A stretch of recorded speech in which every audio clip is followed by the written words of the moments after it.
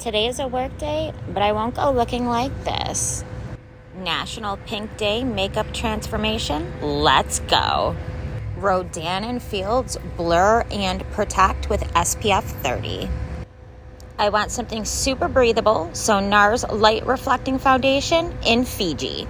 I'm going to do a concealer cocktail with Clinique and NYX Bear With Me. This iconic London sheer blush is going to go on the cheeks and also in the crease of my eyes.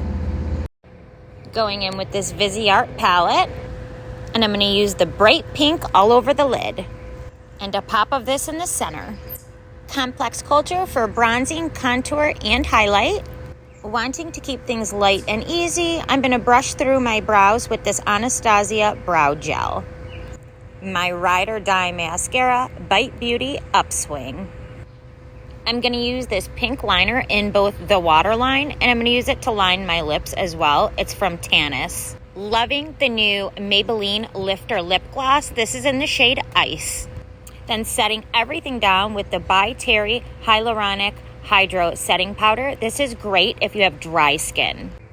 And that's it, baby. We are pink, we are pretty, and we are ready to go. Like and follow for more beauty content.